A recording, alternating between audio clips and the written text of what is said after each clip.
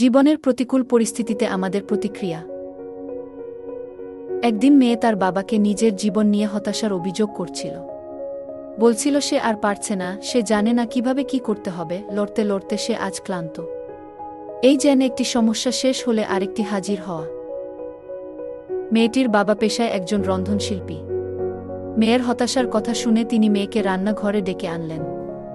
তারপর 3টি পাত্রে পানি ভর্তি করে তা আগুনের উপর বসিয়ে দিলেন। যখন পাত্র 3টিতে বলক আসল, তখন তিনি একটিতে আলু, একটিতে ডিম আর অন্য একটিতে কফি ঢেলে দিলেন। এভাবে আরও কিছুক্ষণ সিদ্ধ হতে থাকল। মেয়ের সাথে কোনো কথা বললেন না। অপরদিকে মেয়ে অধৈর্য হয়ে দেখে যাচ্ছিল বাবা কি করছিল।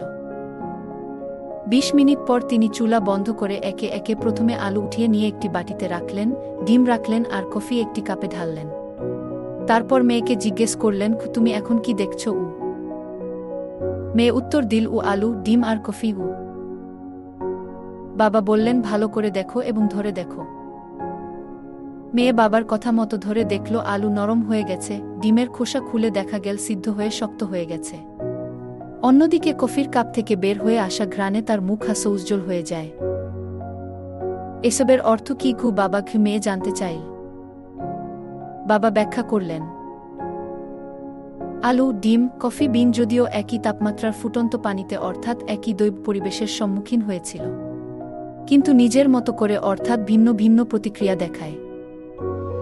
শক্ত আলু নরম হয়ে যায়, পাতলা আবরণে সুরক্ষিত নরম ডিম শক্ত হয়ে যায়, আর কফি বিনগুলো ছিল সম্পূর্ণ অন্যরকম।